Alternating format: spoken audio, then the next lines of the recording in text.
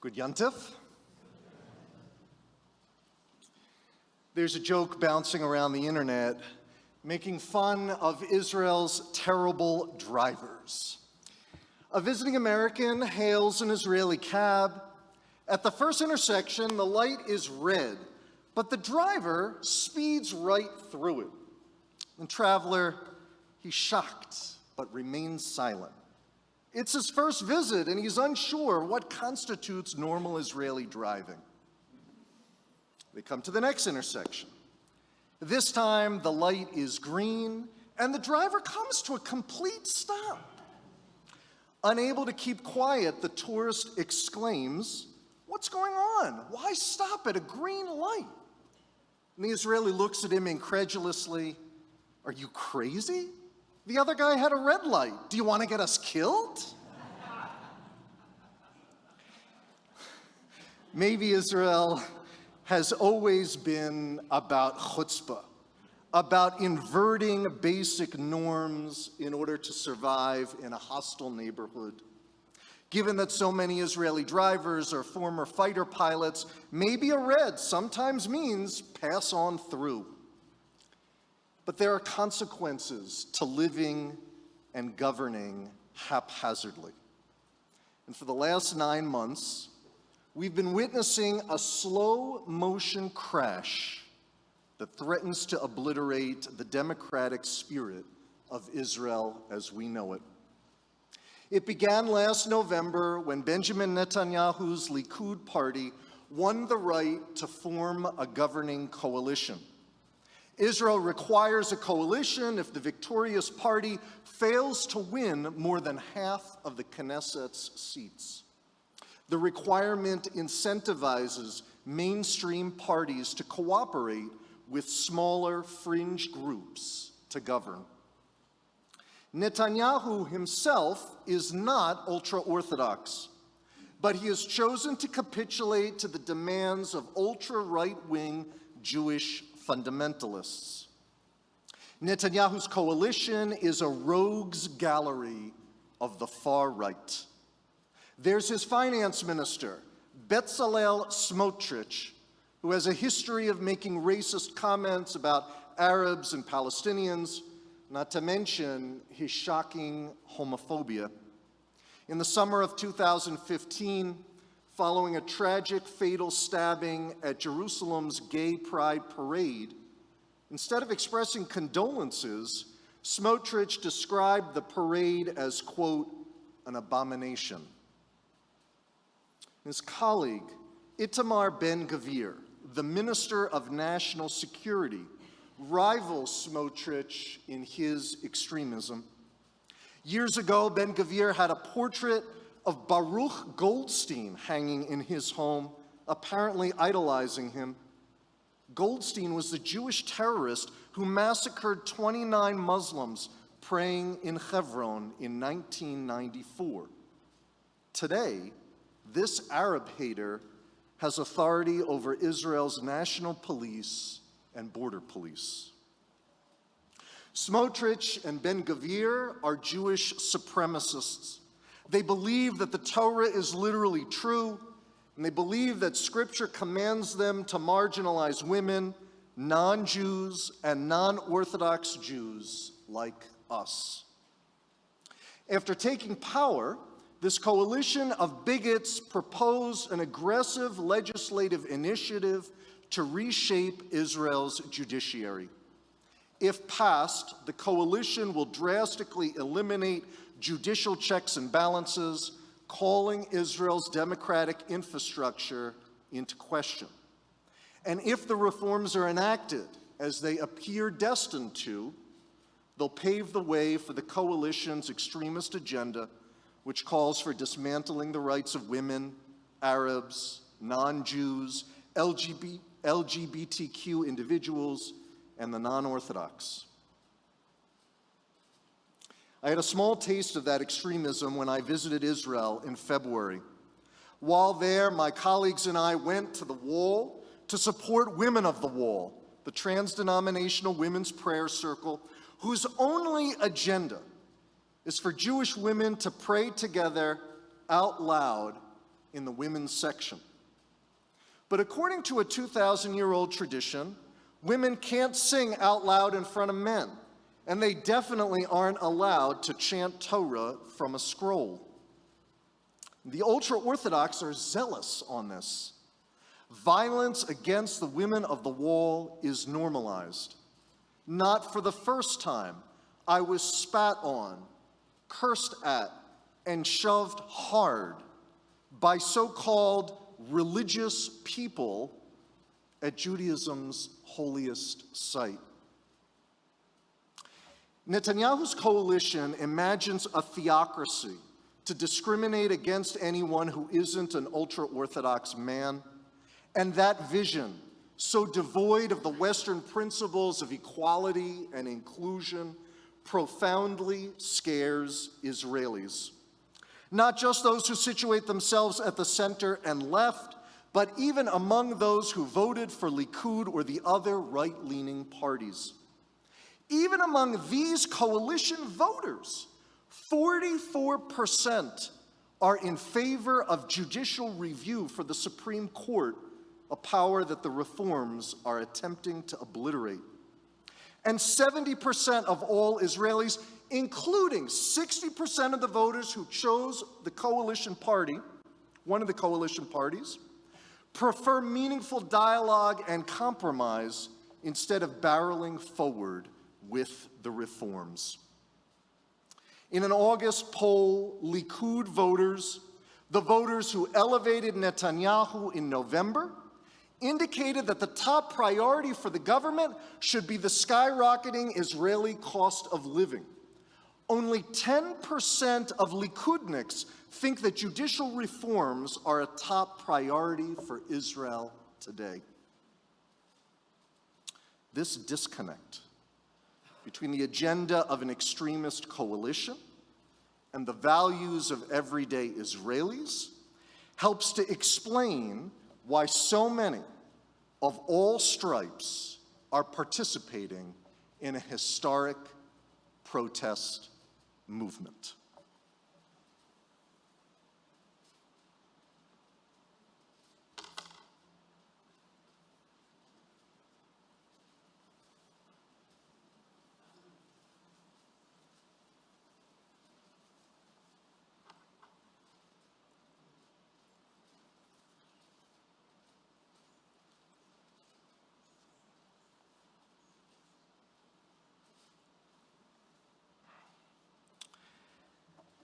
Since January, Israelis who want to save the democratic soul of their country have wrapped themselves in flags, and they've taken to the streets to demonstrate. On lunch breaks, during vacation, and on Saturday nights, week after week, north of 100,000 Tel Avivians are marching. 1 in 5 Israelis, regardless of age or party, have participated in at least one protest, equivalent to 70 million Americans showing up for the same political cause. 2 days ago, a small group of congregants and I were proud to join in solidarity with them. We were part of the year's largest pro-democracy demonstration outside of Israel, timed in conjunction with the UN General Assembly. The expansive umbrella of interests that have joined together in Israel is also reflected in its broad coalition of allies here. The reform, conservative, and reconstructionist movements have all aligned with the protesters. So has the centrist American Jewish Committee and the National Council for Jewish Women. Even the apolitical Jewish Federations of North America opposes the notion that a simple Knesset majority should be able to overturn a Supreme Court ruling. And the Conference of Presidents, the umbrella of all major American Jewish organizations, which historically leans to the right, has called for legislative compromise, an option that the coalition steadfastly refuses. Jerusalem is 5,694 miles to our east. It's easy to say that Israel has little to do with our lives as Americans or as Jews.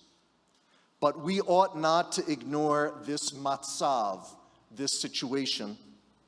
As Americans, our country has invested billions in foreign aid and military technology for a safe and secure Israel, out of the belief that Israel's stability in the Middle East is also in America's best interests. But the dismantling of Israel's checks and balances, which ensures democracy there, would also call into question Israel's reliability as an American ally.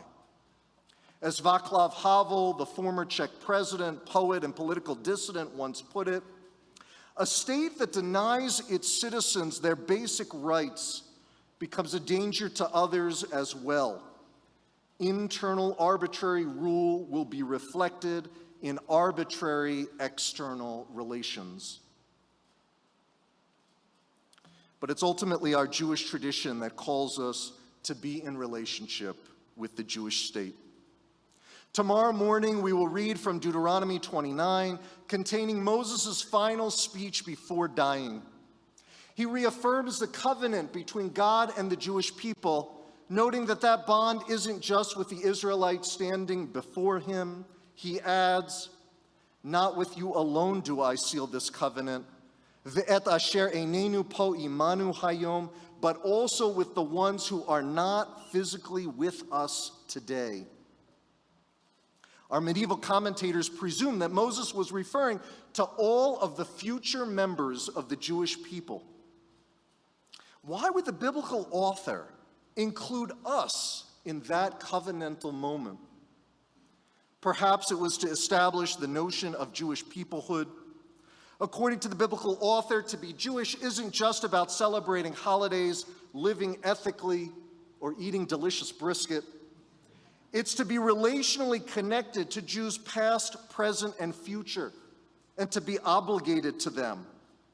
The rabbis of the Talmud said, Kol Yisrael arevim ze bazeh, every Jew is responsible one for the other. But we aren't just responsible for what happens in Israel. We're also reliant on Israel.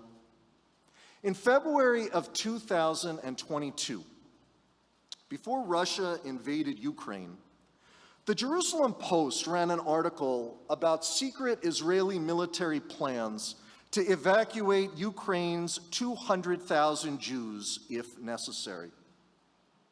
What didn't get a lot of attention is that Israel has a plan to rescue every single Jewish community worldwide and to resettle them if, God forbid, it were required. We are responsible for Israel, and we rely on her as a future safe haven. Even President Biden observed this week, and I quote, "Without Israel, there's not a Jew in the world who's secure." Tonight, we take up this responsibility by opposing these reforms to ensure Israel's survival. Regardless of our personal Israel politics, oppose these reforms because Netanyahu's coalition tramples on the most basic values of our congregation, including the equality of women, fostering political and religious pluralism, and the fundamental governing philosophy of democracy. There are several things that we can do to stand with the protesters. First, we can become more informed. Israel's history and politics are complicated, too complicated to summarize tonight. Let's have coffee together so that we can speak further. Thoughtful study and conversation are the way to a broader dialogue. Once we find our voices, let's begin to use them. I want to encourage us to think about the Jewish concept of tochacha, of giving and receiving loving rebuke. If we see a friend heading down the wrong path, we're obligated to say something. If we don't, we share responsibility for the mistakes that they make. Some of us were raised to believe that any criticism of Israel was off limits. But tochacha is not meant to hurt. It's offered with the hope that one who is going down the wrong path does teshuvah and turns back towards righteousness. We ought to express that tochacha by attending future area protests opposing the judicial reforms, by conveying our thoughts to the Prime Minister and the consulate, and by signing on to petitions, and we'll be sharing details about all of those options shortly. We can also make our voices heard by supporting organizations that are fighting for Israeli democracy. Julie Sandorf, a prominent American Jewish philanthropist, recently made the provocative suggestion that Jews should cash their Israel bonds, which help fund the Israeli government, and reinvest those monies in NGOs whose mission more directly aligns with Israeli democracy. If you're already giving to Israeli causes, discern whether those organizations are aligned with your core values. And if you're not currently giving to Israel, this is the moment to invest in the survival of the Jewish state. We recommend a gift to the Israel Movement for Progressive Judaism, which shares our congregation's values and has been a strong supporter of the protests over the last year.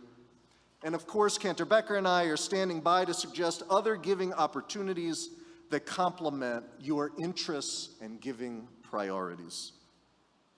Finally, there's no better way to support Israel than to visit, especially during these challenging times. Cantor Becker will be leading a multi-generational journey in late December of 2024. The trip will deepen our connection to Israel and each other. Do join her on November 13th for an informational meeting. In the recent Supreme Court hearing, in which justices considered the legality of the first part of the reforms, the attorney representing the coalition, not Netanyahu's attorney general, mind you, who opposes the reforms, argued that the Israeli Declaration of Independence had no standing in determining the laws and character of the Jewish state. I could not disagree more. Israel has no constitution, so its declaration is the only founding document to make a legal and moral claim on Israel's identity. Just as Moses stood with the Jewish people of his time to affirm our covenantal obligation to each other and to the Holy Land, so too do we today. And we do so because of the obvious truth and wisdom embedded in these holy words that were proclaimed 75 years ago.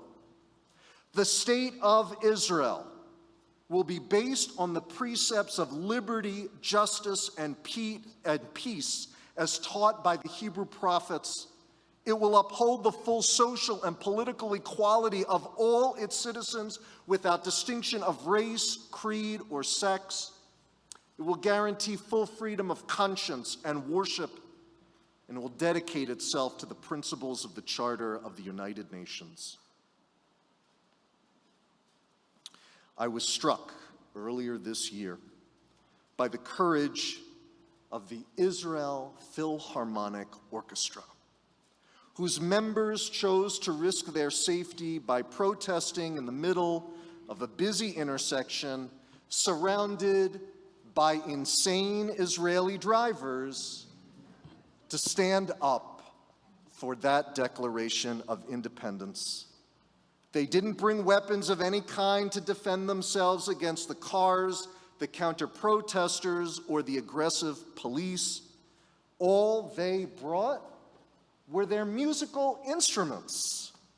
And in the middle of one of the busiest thoroughfares in the Middle East, they played the Israeli national anthem, Hatikva, which includes the lines, Od lo avda tikvatenu, Hatikva bat shnot alpayim, lichiot am chofshi be'artzenu be'eretz Zion Yerushalayim.